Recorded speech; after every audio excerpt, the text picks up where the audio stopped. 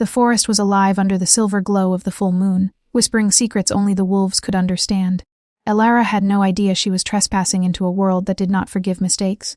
She had only been following a wounded fox, her feet bleeding from the rough forest floor, her mind lost in the rhythm of her frantic heartbeat. Then she saw it, a grand throne carved of ancient stone, inlaid with silver runes that shimmered faintly in the moonlight. Curiosity outweighed caution, and without thinking she sat. The moment her skin touched the cold stone, the throne flared with blinding light, sending shockwaves through the clearing. Wolves froze mid-step, their amber eyes narrowing in disbelief. Then he appeared, tall, commanding, every movement radiating danger and authority. The Alpha King, his gaze, molten amber and piercing, locked onto hers, as if seeing not just her body, but her very soul. "You dare," he growled, his voice low and dangerous. The air vibrated with power, tension, and something deeper, something magnetic. The throne pulsed around her, binding her in ways she didn't understand. And in that instant, Elara knew that her life, her destiny, and her heart had crossed into a world she could never escape. She had sat in the Luna throne, and nothing would ever be the same. The full moon hung low over the Silverclaw Pack's territory, casting silver light over the forest like liquid mercury. Shadows danced along the trees as the pack gathered in the Grand Moon Hall, a place sacred and forbidden to outsiders. At the center of the hall, carved from ancient stone and inlaid with silver runes, sat the sacred Luna throne. It was not just a seat, it was a symbol of the pack's balance. Meant only for the chosen Luna, the mate of the Alpha King. Elara had never meant to intrude. She was a wanderer, a human who had stumbled into the forest while following a wounded fox. Her feet, tired and muddied, had carried her farther than she intended.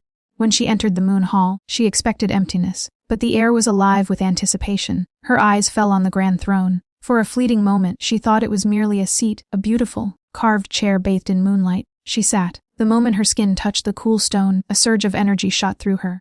The throne glowed, not faintly but like a beacon, blinding silver light that forced every member of the pack to shield their eyes. Elara froze, her heart hammering in her chest.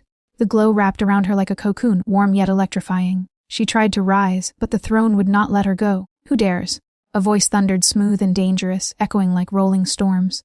The Alpha King emerged from the shadows, tall, broad-shouldered, his amber eyes glimmering with both fury and disbelief. His fur shimmered under the moonlight as he stepped closer, claws lightly scraping the stone floor. She dared. Elara dared without knowing it. "The Luna throne, she's activating it," whispered one of the elders, their voice trembling. "No outsider has ever." "Not an outsider," Elara murmured, her voice barely audible, trembling with fear and awe. The Alpha King stopped just a foot away, his gaze locked on hers, and the air between them crackled with tension. Dangerous, magnetic, undeniable. The pack held their breath. Even the moon seemed to lean closer, eager to witness the unfolding event. "You?" His voice was low, a growl that made the hairs on her neck stand on end. "Who are you, and how dare you sit in the sacred Luna throne?" "I am sorry," she stammered. "I didn't know. I was lost. I didn't mean." "You didn't know," he repeated, his tone sharp, but there was a strange undercurrent of curiosity now, replacing the initial anger. "The throne chooses. It never glows for anyone by mistake." The glow around her flared, as if affirming his words. Elara's breath caught.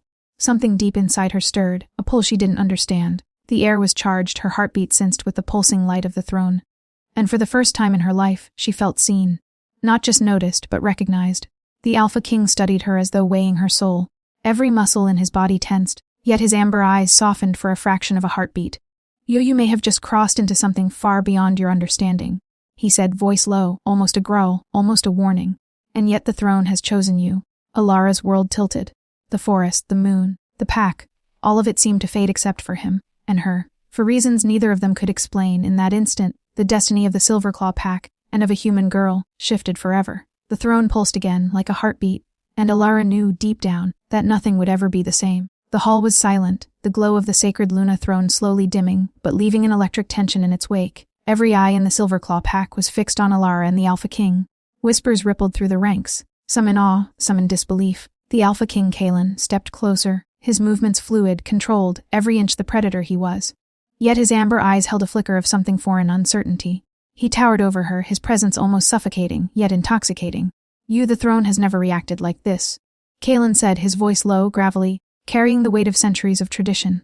"It chooses a Luna. It never glows for a human." Elara's chest tightened. She wanted to speak, to apologize, but the words stuck in her throat. She felt exposed, not just physically but somehow spiritually. The throne's energy wrapped around her like a tether, binding her to the pack in ways she couldn't comprehend. I don't know what's happening," she admitted, her voice small, almost a whisper. Kalen's eyes softened slightly. "Perhaps neither do I." he murmured. Then, as if steeling himself, he straightened, the alpha commanding presence returning. Yet you've broken the first rule of the Silverclaw pack. No outsider may sit upon the Luna throne. You could have been banished. Or worse. Ilara swallowed hard, her heartbeat echoing in her ears. I didn't know I was lost. Please, I mean no harm.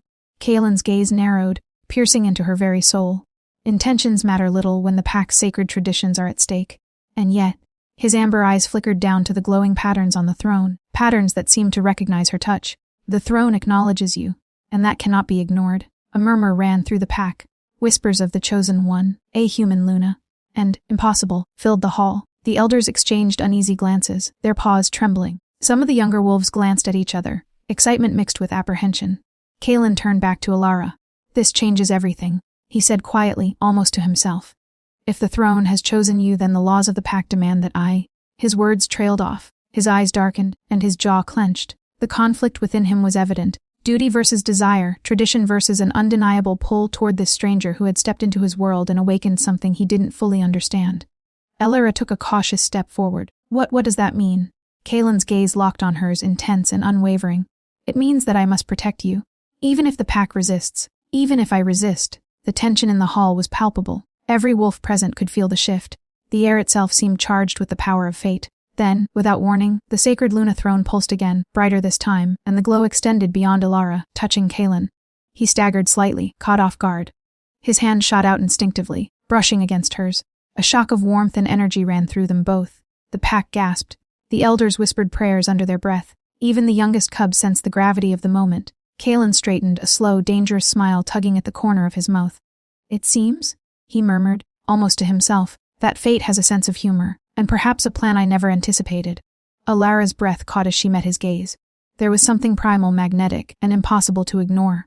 Something was beginning to stir, not just in the pack, not just in the throne, but between them. A bond forming in the shadows of destiny, threatening to upend centuries of tradition. And as the moonlight poured through the hall, bathing them in silver, Ilara realized that her life had changed forever.